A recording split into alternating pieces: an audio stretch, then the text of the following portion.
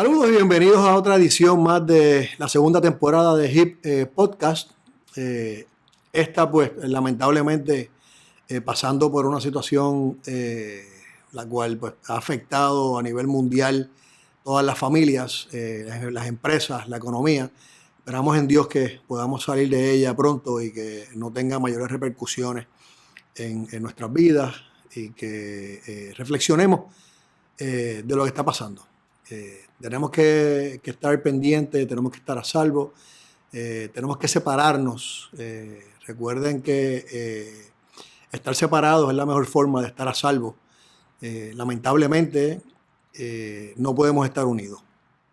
Normalmente eso es lo que nos están diciendo: únanse, agrúpense, formen alianzas, pero en este momento no podemos hacerlo. Tenemos que reflexionar en familia, unidos todos, buscando la mejor manera de estar separados para estar a salvo. Hoy le tenemos un podcast muy interesante. Nuestro invitado, el doctor Fernando Cabanillas Escalona, médico que ha dedicado su vida a atender las situaciones de la enfermedad del cáncer que tanto nos atañe y tanto nos llena de males, esa enfermedad que nunca hemos podido parar, esa enfermedad que nunca hemos podido curar. El doctor Cabanillas estudió en Puerto Rico y luego fue a Estados Unidos y se especializó y regresó a Puerto Rico para poder servir a su país, servir a su pueblo. Esperamos que vean esta historia, la cual les va a gustar. Traído a ustedes por nuestros auspiciadores Auxilio Salud Plus, un plan que definitivamente en estos momentos es una alternativa para todos aquellos que han tenido su merma en las economías y que necesitan un plan médico. Tiene unas primas accesibles y para los proveedores es un plan nuevo, un plan innovador que puede ayudarlos a mantener sus prácticas de acuerdo al estándar que quieren llevar. Además tenemos el auspicio de Mint Services Group, una agencia de cobro que ayuda a los proveedores de salud a cobrar la porción privada de los pacientes. Y de cara a lo que puede ser una situación que agrave esos aging de cuentas por cobrar de los médicos, especialmente la porción privada, debido a tantas personas que podrían quedarse sin plan médico próximamente, pues es una alternativa, es una solución y creo que deberían mirarla de cerca. Sin más preámbulos, los dejo con la entrevista al doctor Fernando Cabanillas Escalona. Espero que la disfruten.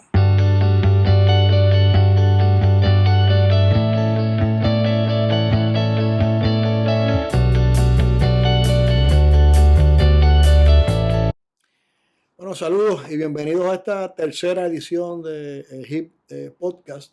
Como les dije en la introducción, hoy nos acompaña el doctor Fernando Cabanillas Escalona, director de Auxilio Centro de Cáncer, aquí en el Hospital Auxilio Mutuo en San Juan. Antes que todo, doctor, muchísimas gracias por aceptar la invitación. Y la primera pregunta que le tenemos, yo sé que mucha gente está deseoso de conocer quién es el doctor Cabanillas, de dónde viene el doctor Cabanillas, que con tanto nombre y tanto ahínco ha practicado su profesión en Puerto Rico. Sabemos que estudió en Puerto Rico medicina, hizo medicina interna en Puerto Rico, después hizo hematología, fue a Estados Unidos y regresa de Estados Unidos, y ahí pues esa parte de la historia del doctor pues no la conocemos bien, a pesar de que hicimos nuestro research. Pero hay una parte que nos perdimos. Nos gustaría que nos hablara quién es el doctor. ¿Cómo llega el doctor a Auxilio Centro de Cáncer? Bueno, para empezar, yo nací aquí. Yo nací aquí en el Auxilio Mutuo cuando esto era básicamente campo, porque del puente de Martín Peña para acá, eso se consideraba campo en aquel tiempo. Por lo menos eso me cuenta la vieja mía. No recuerdo cómo se veía el Auxilio Mutuo cuando nací aquí, pero creo que había hasta vacas por ahí. Todavía queda algún residuo de eso, ¿no? Porque hay unos gallos, si lo has visto por ahí, unos pollos por ahí. Los hemos visto en la entrada, sí. eso me parece que es fantástico tener esos pollos por ahí. Un día el departamento de salud a lo mejor los mata, pero Llevan tiempo. Llevan tiempo. Llevan tiempo, es pintoresco. Sí, yo creo que sí. Yo creo que eso va a las raíces del auxilio mutuo, que el auxilio pues empezó como un dispensario en el Río San Juan y luego entonces montó aquí el hospital hace ya muchos años, ¿no? Fue a principio del siglo, bueno, el dispensario creo que fue a finales del siglo XIX y el hospital pues, empezó por ahí más tarde, al principio del siglo XX.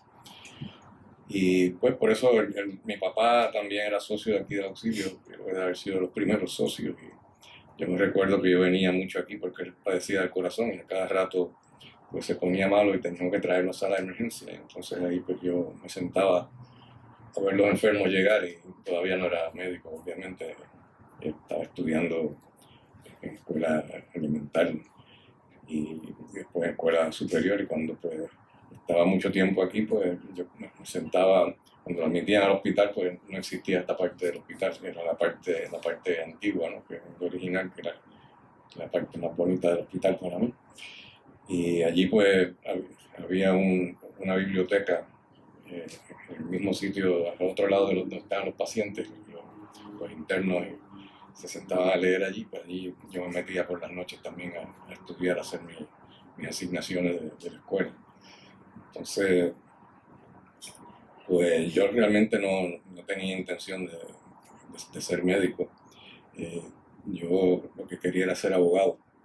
Entonces, en aquel tiempo, pues la familia mía era muy amiga del licenciado Viera Martínez, Ángel Viera Martínez. Claro.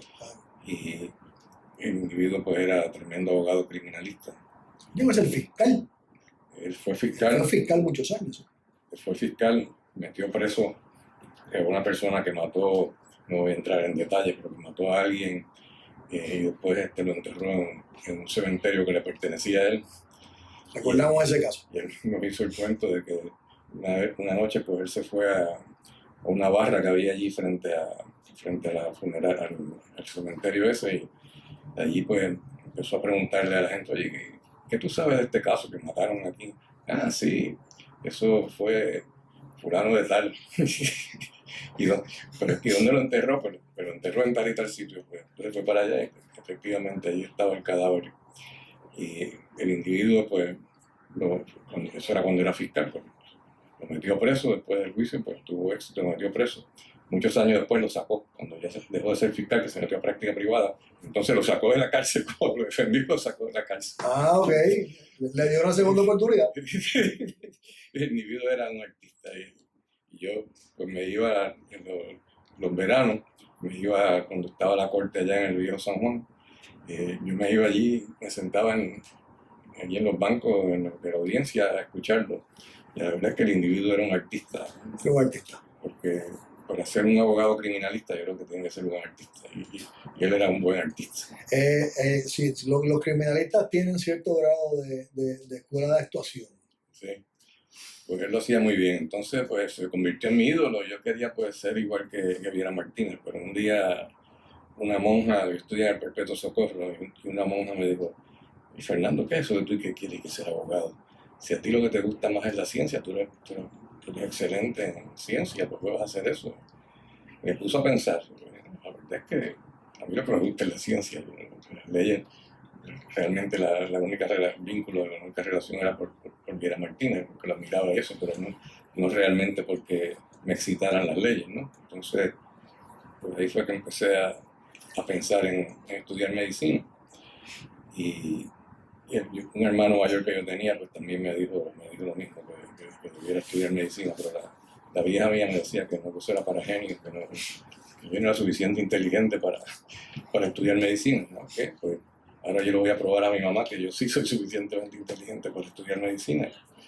Solicité, me aceptaron, estudié medicina aquí en el recinto de ciencias médicas, antes no le llamaban así. Yo fui de los últimos estudiantes que estuve en la Escuela de Medicina Vieja, que queda allí frente al Capitolio, ¿no? Frente al Capitolio. La última clase que yo creo que estudié allí fue la de nosotros. Después, en el tercer año, pues nos mudamos para acá, para el centro médico. Y pues allí terminé mis 4 años, entonces solicité un internado en medicina interna, que es lo que realmente me gustaba, porque a mí nunca me ha gustado la cirugía. Y para hacerte una anécdota interesante, pues, los primeros 4 meses no me llegaba el sueldo, o sea, no me llegaba el cheque. Y yo tenía una hija ya, que estaba viviendo en un garaje ahí en Villa Nevares, que una casa en la parte de atrás, porque el garaje lo convirtieron en un apartamentito bien pequeño, allí donde vivíamos. No estábamos pasándola muy bien, que digamos, entonces pues en los primeros 4 meses, cada vez que yo iba a fin de mes a buscar el cheque, me decía, doctor, no sé qué pasa, no llegó. Y volvía la misma historia por 4 meses consecutivos. Después yo se lo atribuía ineficiencias, ¿no? del Departamento de Salud, que no, era el único que no me llegaba el cheque, era yo. O sea, de todo el grupo, el único que no cobraba era usted. Y yo decía, pues, nunca se lo atribuía más nada. Como 25 años después me enteré que era porque querían que yo me saliera del internado por razones políticas. No me diga. Yo me negué a ir a Vietnam. Ok. Y entonces, el que más alboroto formaba era yo, parece, y fue el único creo que fui el único que estaba en medicina interna, así que, pues eso me dijo después un médico que conocía muy bien al secretario de salud, y me dijo que le había escrito, el secretario de salud le había escrito al jefe de medicina interna para decirle que no me corriera en el internado. Y el jefe de medicina interna, que era el doctor García Peñer, y le dijo, pónmelo por escrito en blanco y negro y yo lo hago, pero tiene que venir una carta de instrucción específica. Entonces el tipo no lo quiso poner en blanco y negro, entonces parece que la forma que estaba tratando de quitarse era... Claro, metiéndole presión y... Yo no pudiera más, me tuviera que ir. Lo hago económicamente, tiene que irse para el ejército. Pero me hizo un favor, porque la pasamos tan mal y tuvimos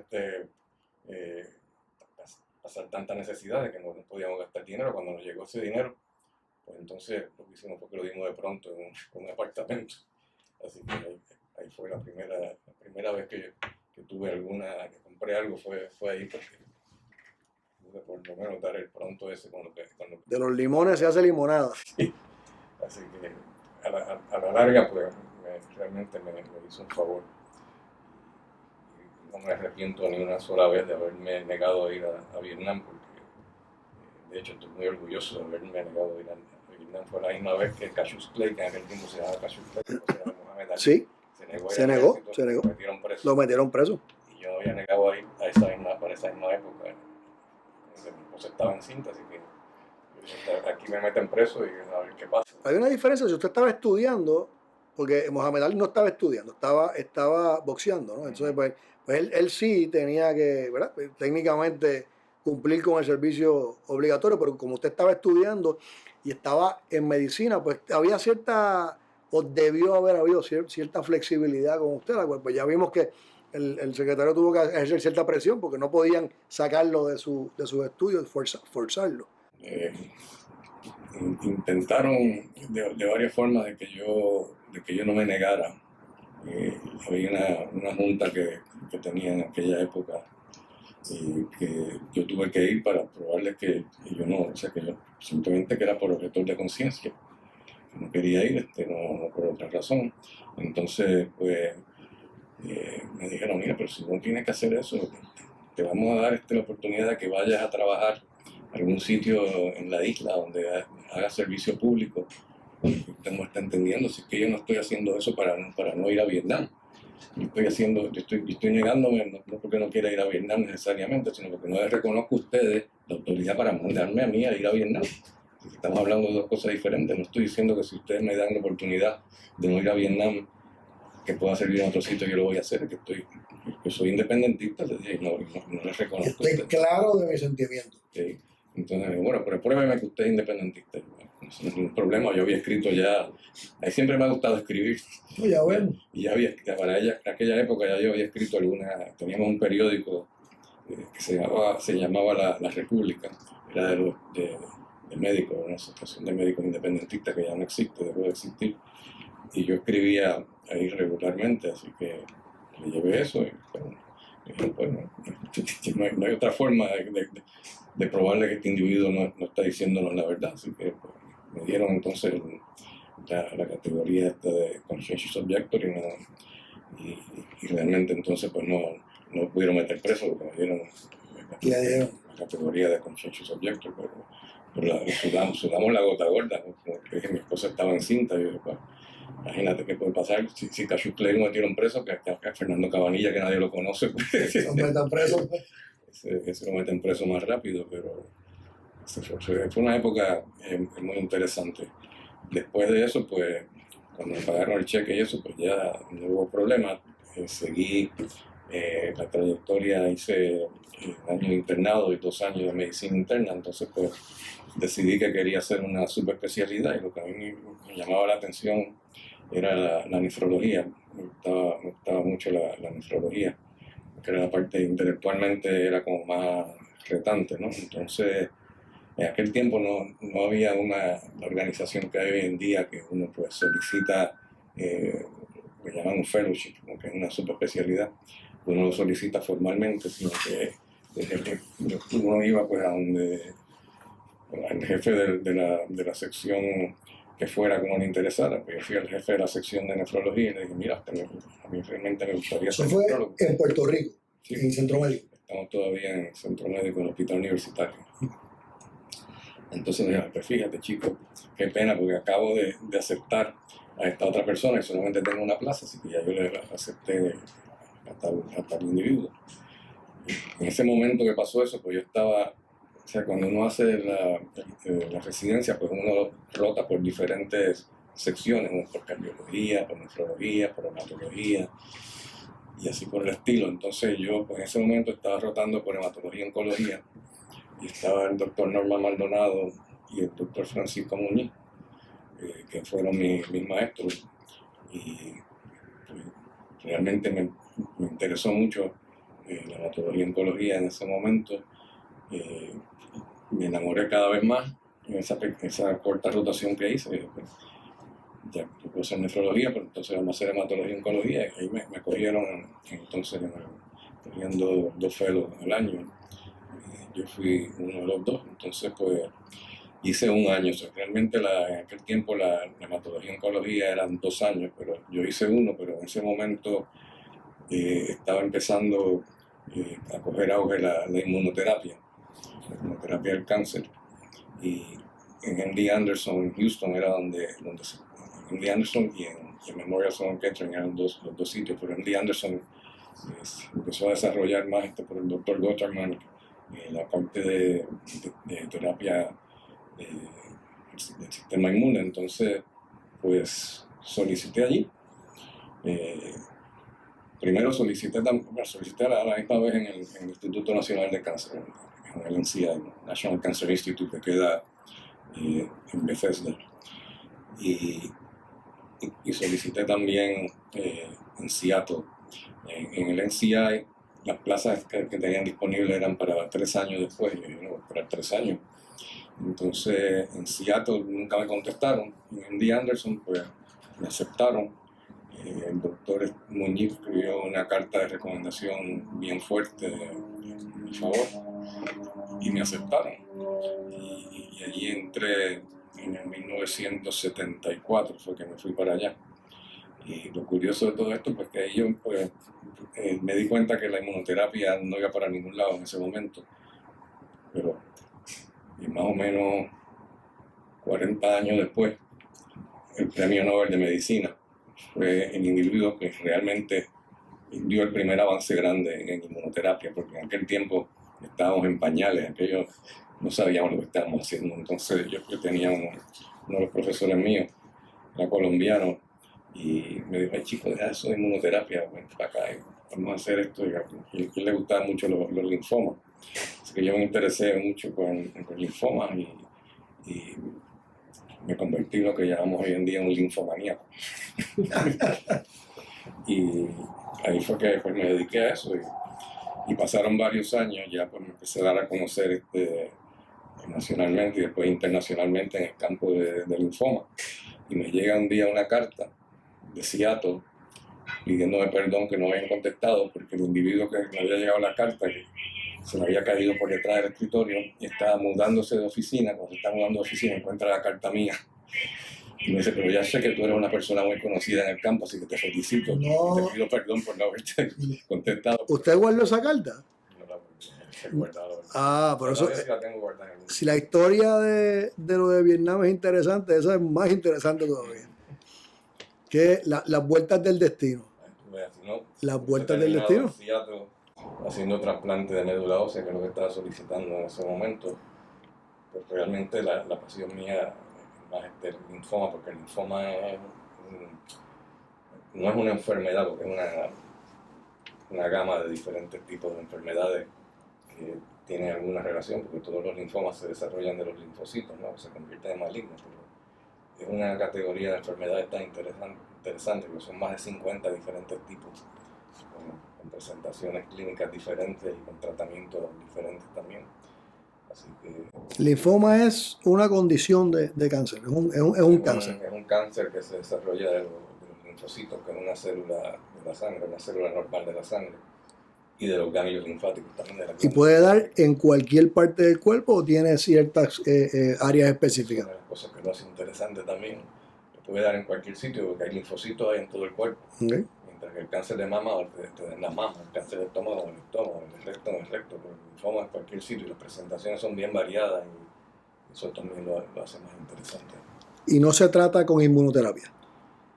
Pues después de casi 50 años, ahora hay inmunoterapia que funciona para algunos tipos de linfoma, te dije, son más de 50 diferentes tipos, pero el linfoma de Hodgkin y el linfoma que llamamos primario del mediastino responden muy bien a inmunoterapia. ¿El Hodgkin es el más agresivo? No, el Hodgkin es de los más curables. Los más curables, ok. Fue de los primeros linfomas que se pudieron curar con quimioterapia. Pero hoy en día pues también funciona la inmunoterapia y se está moviendo, el campo se está moviendo en esa dirección, que se está empezando a dejar la quimioterapia y empezando a meter inmunoterapia, y eventualmente yo creo que los tratamientos de esos dos tipos de linfoma pues probablemente van a ser con inmunoterapia. ¿Cómo llega a Puerto Rico? ¿Cómo regresa a su casa? Ya veo que Auxilio Mutuo prácticamente fue parte de su crianza. Esa es la pregunta que siempre me hacían cuando yo regresé. Fue en el 2002 que regresé a Puerto Rico. ¿Tú estás loco? ¿Por qué te vienes para acá? Pregúntame por qué me quedé allá, no porque me vine para acá, porque la intención mía no era quedarme allá 28 años que yo estuve allá. Pues vamos a hacer esa pregunta, ¿por qué se quedó allá? Pues me interesé tanto en el tema y la verdad es que el sitio MD Anderson es un paraíso para la investigación, porque primero que el volumen de pacientes que tenía era increíble. Mundial. Sí, hay pacientes de todos lados, de todas partes del mundo. Y la organización que tenían también era extraordinaria. Entonces los americanos no apreciaban eso.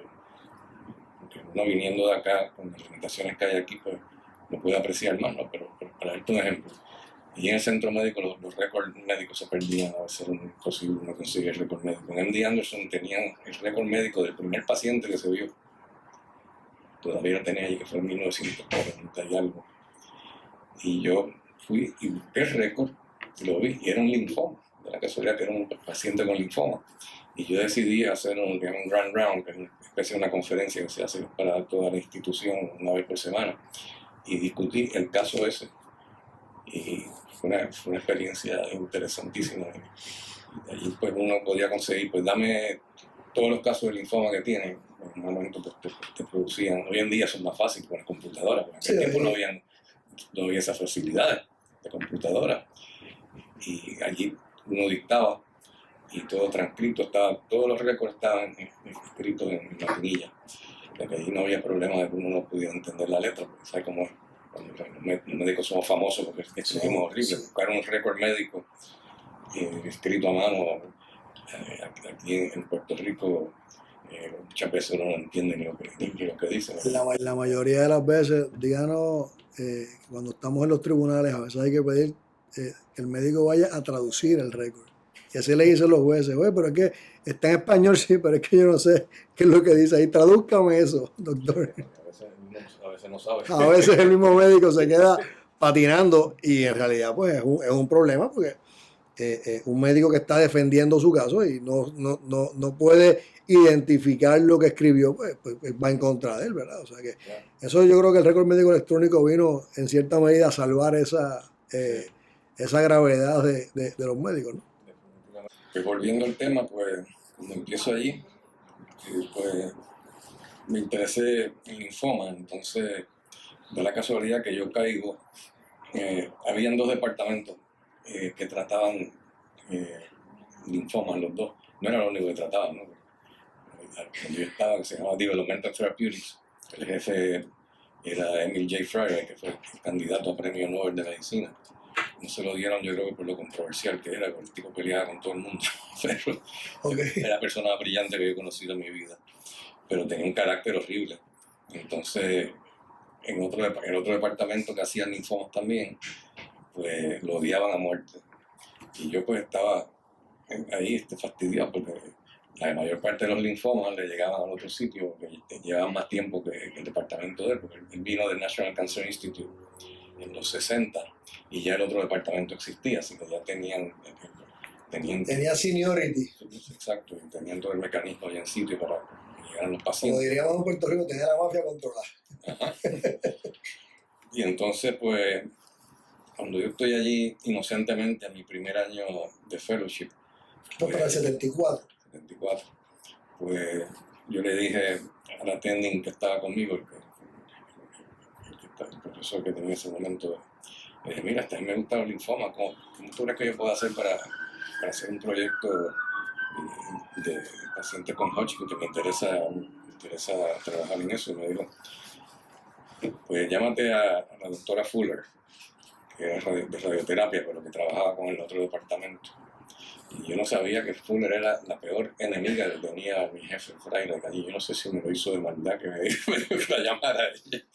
Y yo tan inocente le explico lo que...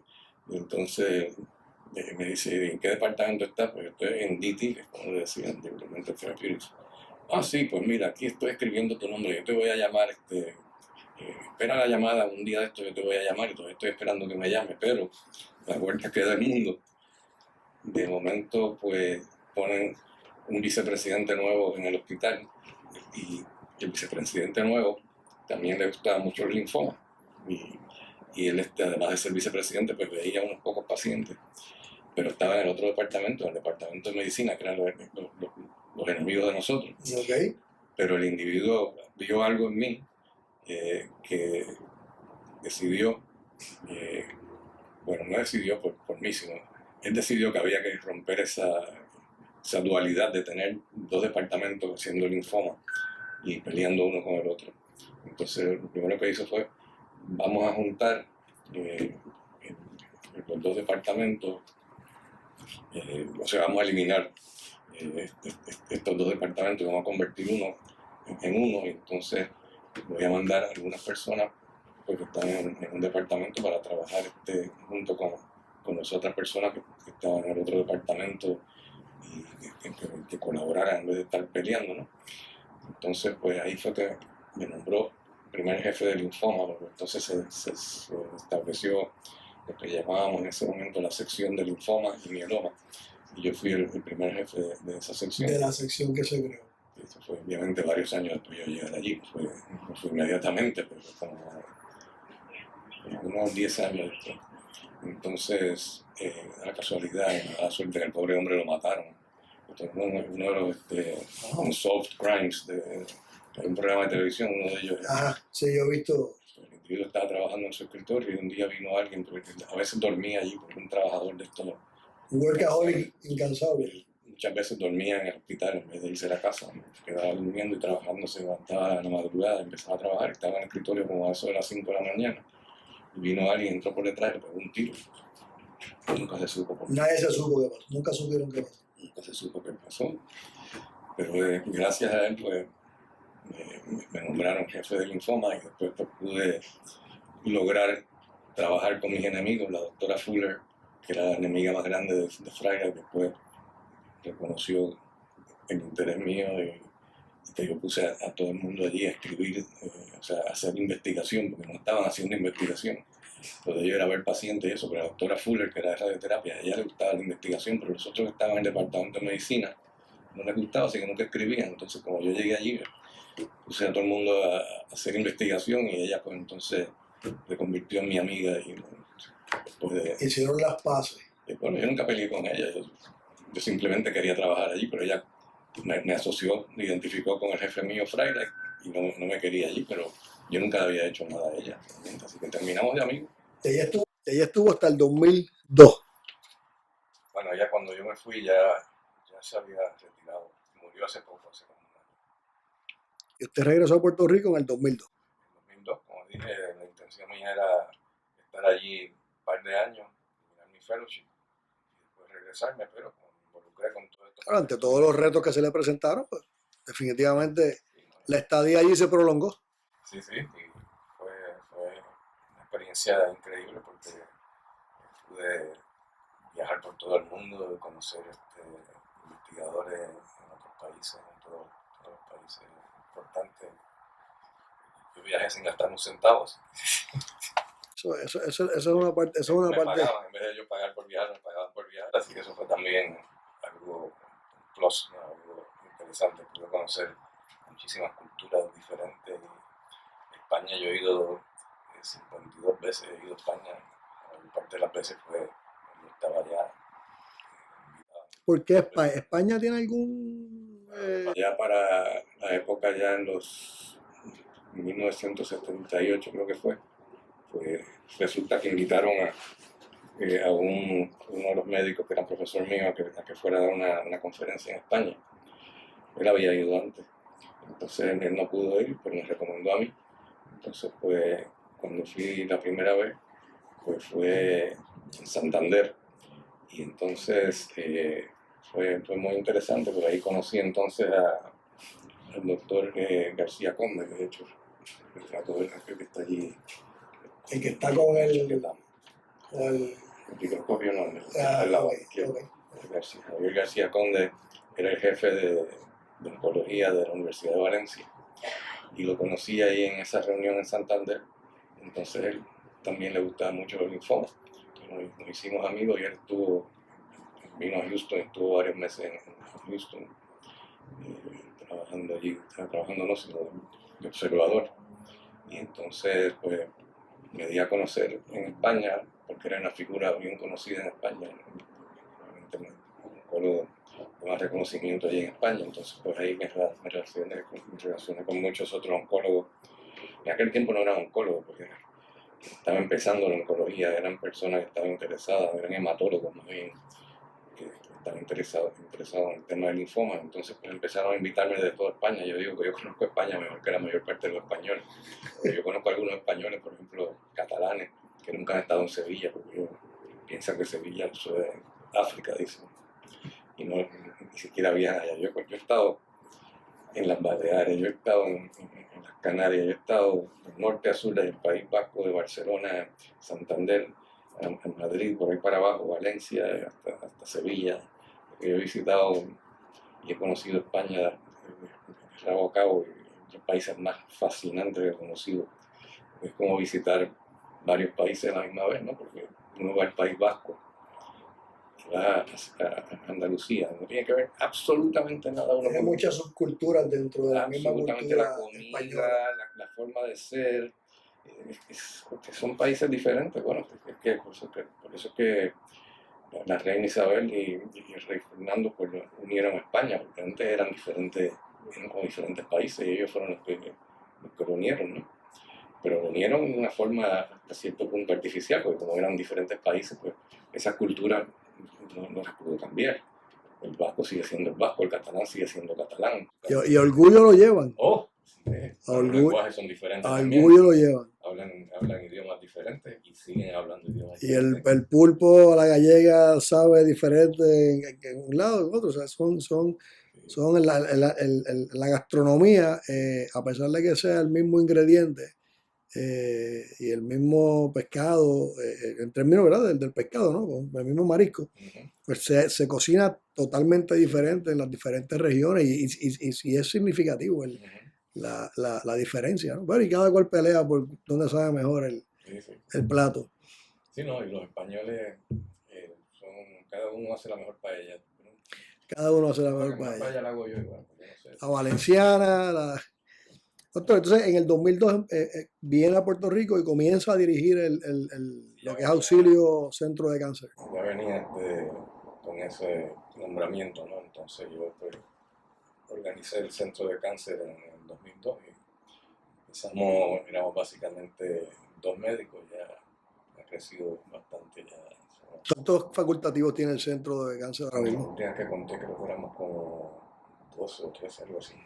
¿Todos hematólogos oncólogos No, o estamos hablando de cirujanos oncólogos, hematólogos oncólogos? Y hematólogos oncólogos, las dos cosas.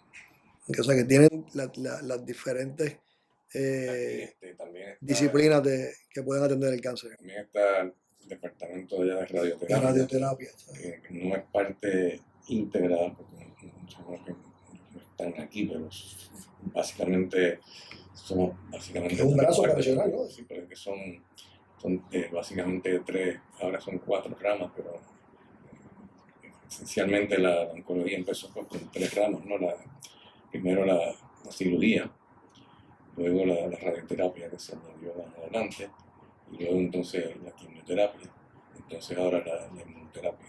La gente que hace inmunoterapia también hace quimioterapia, eso todavía no se ha desligado así por completo, pero por sí son parte integral. Y también tenemos el Centro de Imágenes de la Mujer, que queda aquí mismo, el doctor Baquer, que es el que hace, y tiene los médicos más allí, pero que son los que hacen las mamografías y las biopsias de seno, las localizaciones de seno, también funcionando de forma bien cercana a nosotros, porque tenemos que mandar muchos pacientes allá para biopsiar y también para que nos lea la mamografía.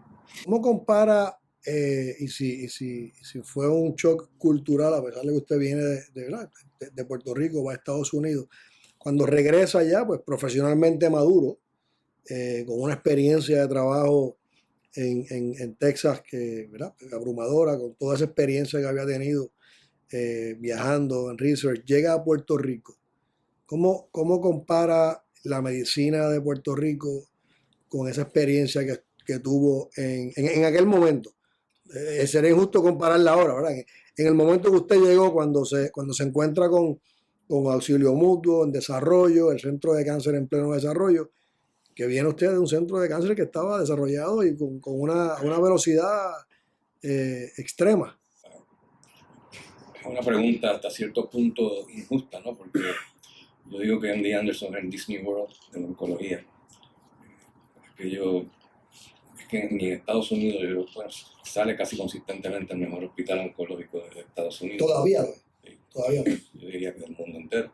O sea, que aquello es Disneylandia, ¿no? Y allí pues todo funciona de maravilla, pero la calidad de la medicina realmente aquí es muy buena. No es que sea inferior, es todo lo que hay detrás de los médicos, no son los médicos nada más, ¿no? Tienen que tener todo el respaldo de todo lo demás, no es solamente de que el médico sepa lo que está haciendo, sino que tiene que tener buenos patólogos, que aquí hay excelentes patólogos. Ahora mismo el doctor Víctor Carlos, el jefe de patología. Y obviamente trabajamos bien de cerca con él. Víctor Carlos tiene un equipo excelente allí de patólogos número 1. Él se graduado de aquí de la Escuela de Medicina, de hecho estudió con la hija mía, que es médico también. Yo sé que Son de la misma clase. Y Víctor, después que terminó la Escuela de Medicina, se fue a Harvard y hizo patología allí. Se dedicó a patología de mama. Porque realmente tenemos también a la doctora Vanessa Marcial en radioterapia, que también tiene un equipo número 1 allí en radioterapia. O sea que todo ha ido cayendo en su sitio. Obviamente cuando yo llegué pues no teníamos tantas cosas como las que tenemos ahora en sitio, ¿no? Pero el doctor Baquer es número 1 también en su campo. O sea que todo lo que tenemos alrededor es realmente superior, pero obviamente allí en MD Anderson pues tienen más facilidades, tienen también petróleo, tienen muchos árabes. Tienen más dinero. Tienen muchos Tienen- árabes tienen- que llegan allí y le donan un edificio entero. Ahora mismo hay un árabe hace como, creo que 3 o 4 años atrás, donó que sé yo cuántos cientos de millones, hicieron un edificio completo con el donativo de eso. Eso aquí pues no lo tenemos. Entonces la gente me pregunta, ¿pero cómo es que allí en MD Anderson atienden a la gente tan rápido y todo funciona tan bien? Yo, sí, pero además que los seguros allá pagan mucho más de lo que pagan aquí.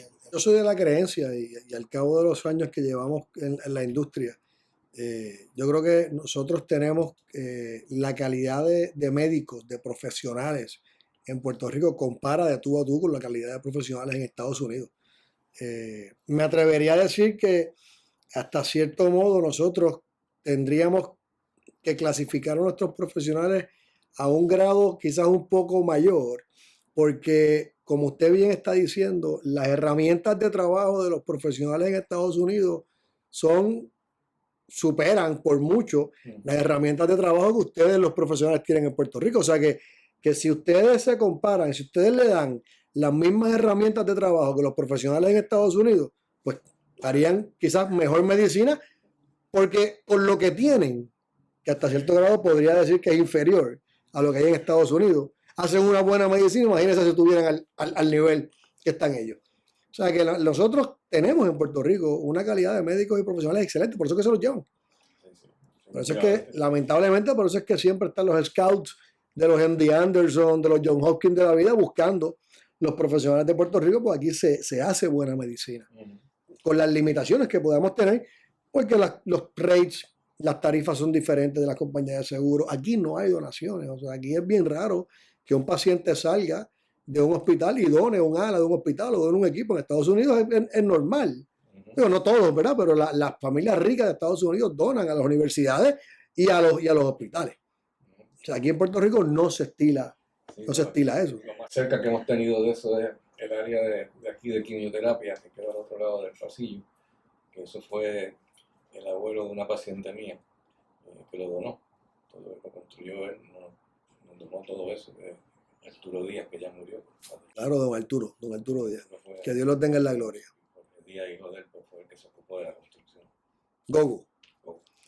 Sí, eso es uno en 60 hospitales que tiene Puerto Rico. Imagínese, y en Estados Unidos, como usted dice. Pero nosotros nos enorgullecemos de los profesionales que tenemos aquí. Sabemos que siempre en Estados Unidos están mirando a Puerto Rico como una fábrica de talento. Es lamentable porque el profesional buscando mejor calidad de vida a veces se va. Y son pocos los que dan el brinco como usted a regresar entonces a Puerto Rico, aunque a la larga yo creo que la mayoría regresan. Pero ya a retirarse, quizás ya no en su etapa productiva como lo hizo usted, que llegó a hacer algo por la vida. ¿Cómo usted piensa o cuál sería su conclusión de cómo está el tratamiento de cáncer en Puerto Rico? Tomando en consideración que vi que ha escrito ya dos libros, no le voy a decir que me los leí, pero los hojeé con detenimiento, y veo que está enfocado, su segundo libro está enfocado mucho en la nutrición, en qué es lo que tenemos que ingerir para tratar de, ¿verdad?, evitar, si podemos decirlo de esa forma, el que nos enfrentemos a una condición de cáncer. ¿Tiene tanto que ver la nutrición con la condición? Pues mira, yo pensaba que no, pero a mí me gusta leer mucho y además me gusta mantener la mente abierta, ¿no?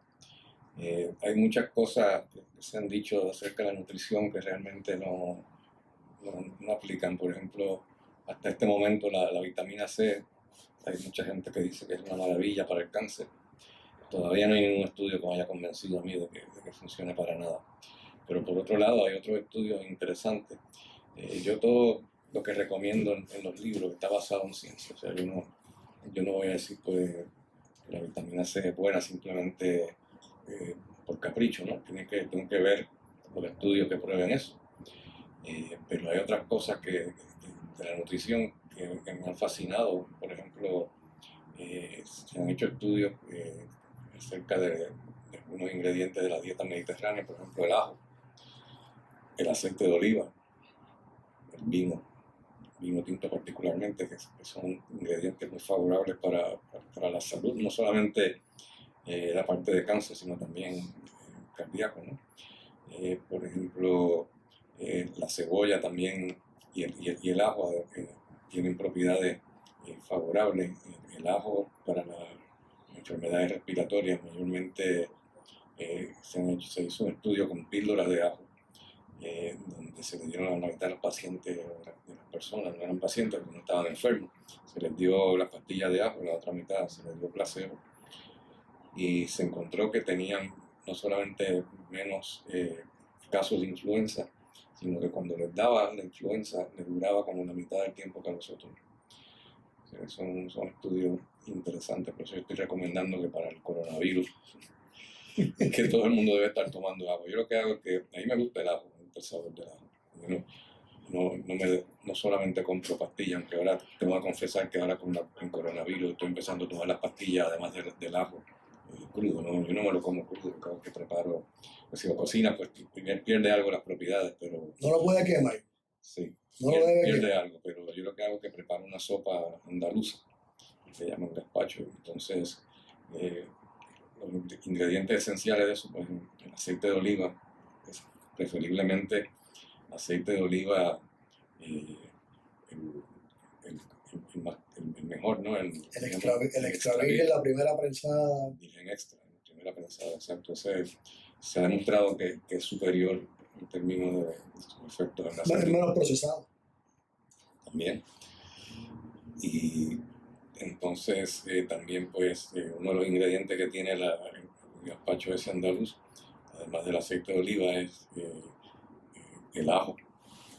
Y también pues la base es tomate, ¿no? El tomate pues no es tan importante en ese sentido, pero el aceite de oliva y el ajo son importantísimos. Y son la piedra angular de la dieta mediterránea realmente. Entonces yo le añado cebolla, porque las cebollas se han hecho estudios también que demuestran que las cebollas pues, también son importantes su efecto para la salud. De hecho, el ajo en la Primera Guerra Mundial, cuando todavía no existía la penicilina, trataban las heridas, las trataban con ajo, decían que funcionaba también como un antibiótico. Y cuando en la Segunda Guerra Mundial escaseó la penicilina, pues se usaba el ajo también.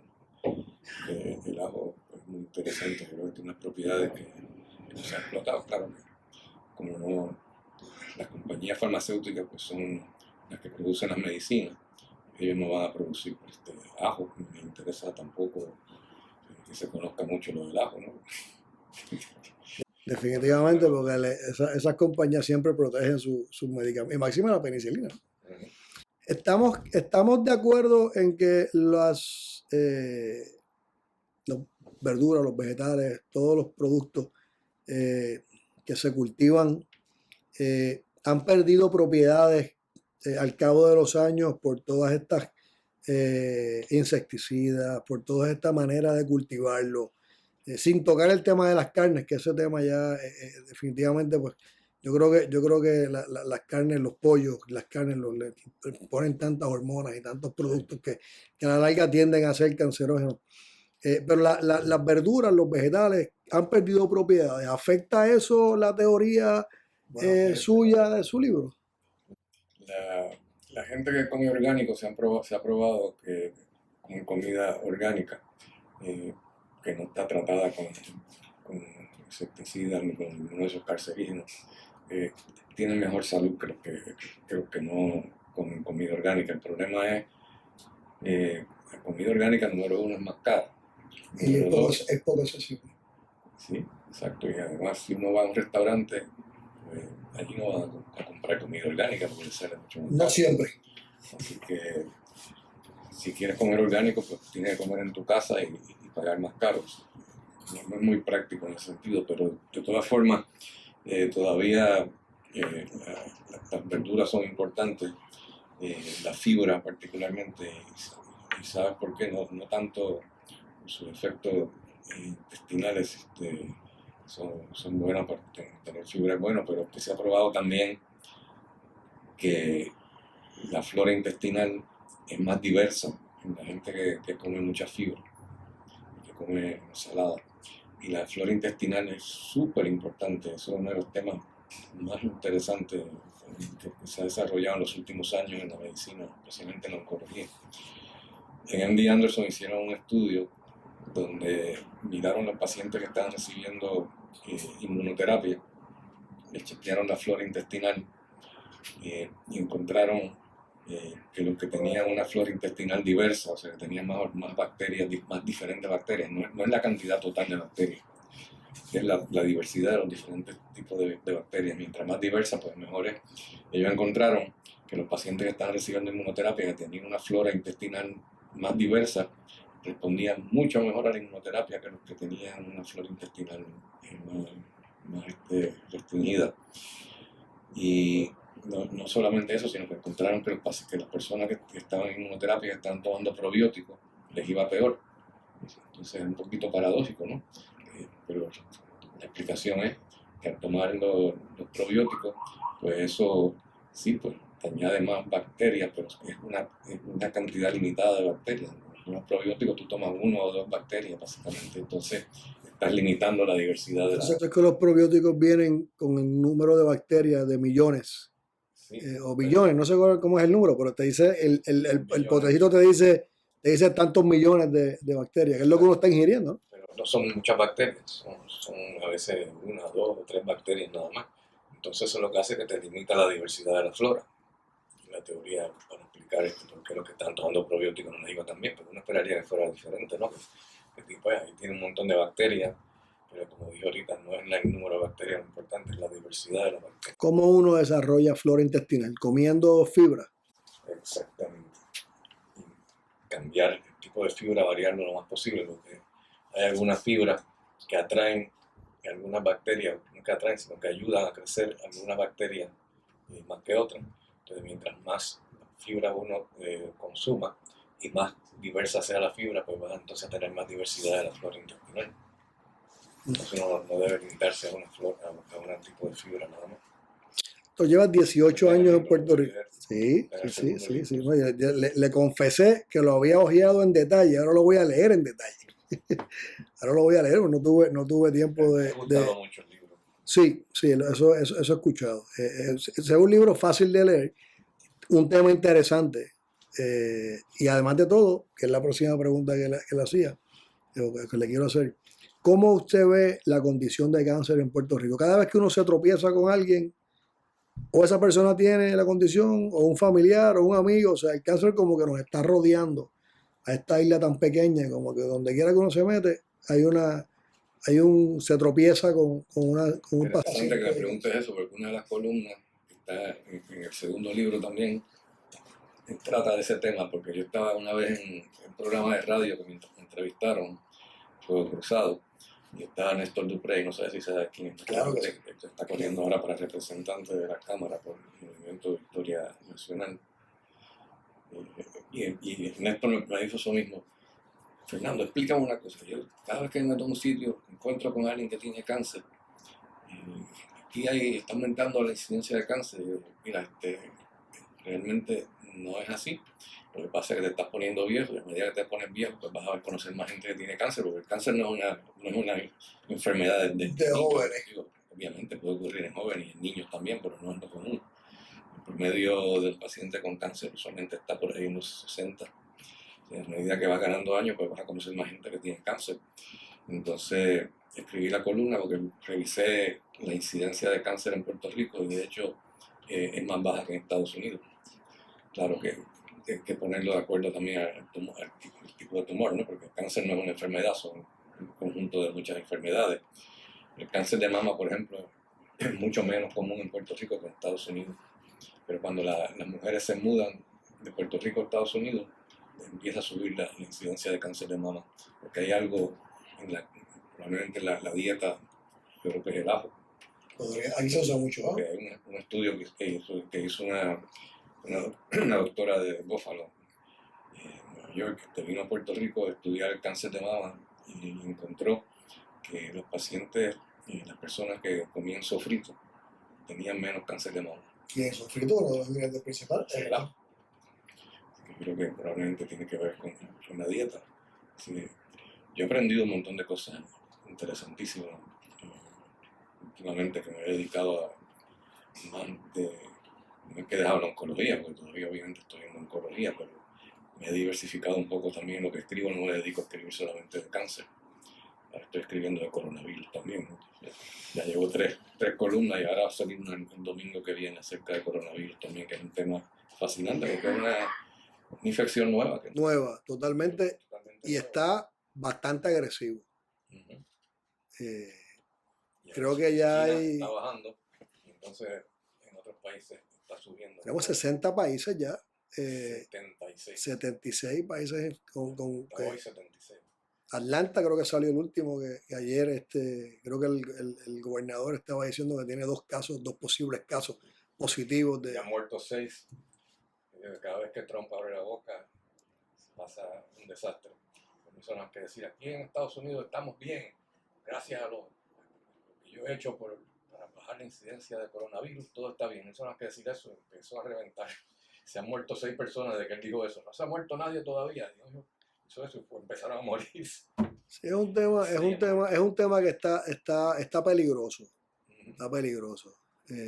Leeremos su columna el domingo y lo llamaremos y la compartiremos en nuestras redes. O sea que el tema de cáncer es percepción. O sea, me estoy reuniendo con gente que está en una edad que hay mayor incidencia. No es que en Puerto Rico esté desarrollándose la condición a una velocidad mayor. Es lo contrario. Es que hay mucho menos cáncer de pulmón que en Estados Unidos y mucho menos cáncer de mama que en Estados Unidos. Y realmente quizás en donde único fallamos en el cáncer de colon, que hay más aquí en Puerto Rico, porque en Estados Unidos se han tomado más en serio la parte de hacerse las colonoscopías para evitar el cáncer, porque la colonoscopía no es un método para detectar el cáncer de colon. Yo lo veo de otra forma, yo lo veo un método para evitar el cáncer de colon, porque la colonoscopía lo que hace es que identifica los pólipos benignos, que si no los sacas, eventualmente se pueden convertir en un cáncer, pero en el momento de te hacer la colonoscopía te pueden sacar el pólipo.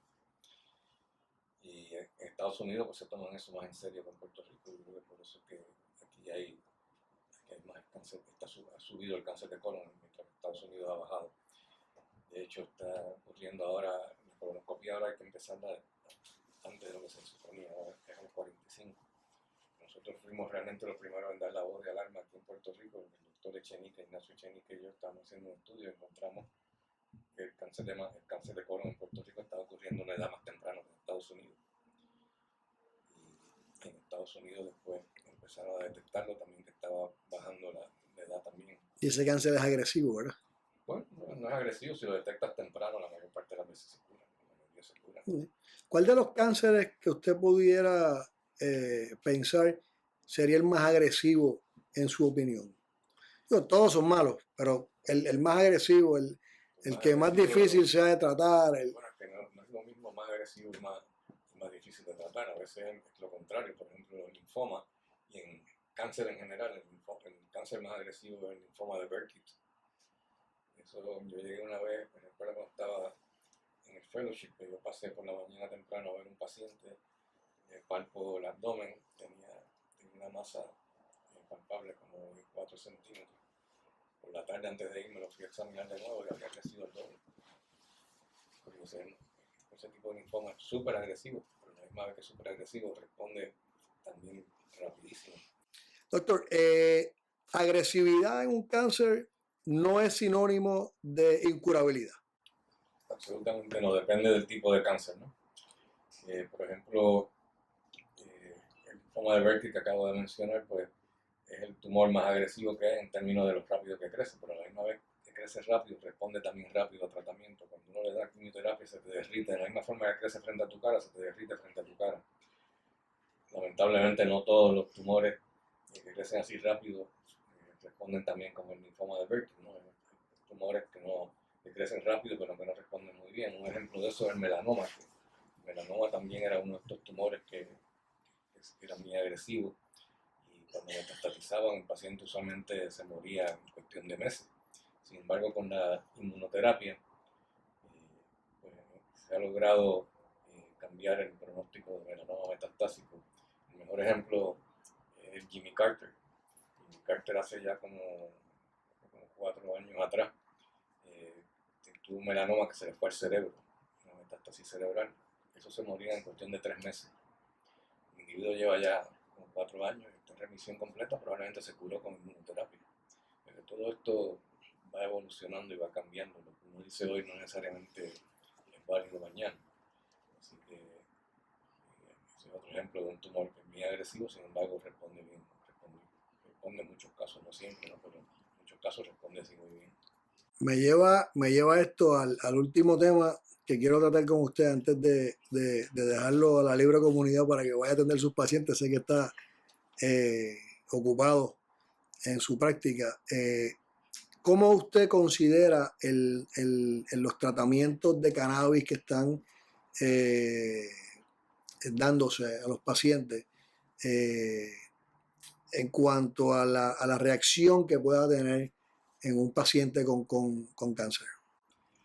El cannabis, el rol principal ha sido mayormente en evitar algunos de los efectos secundarios de la quimioterapia, especialmente las náuseas, aunque tenemos realmente muchas medicinas hoy en día que son buenas para las náuseas, pero hay algunos pacientes que les va mejor con cannabis que con las medicinas para las náuseas. A veces fallan las medicinas que tenemos disponibles para las náuseas y usan cannabis y les va bien.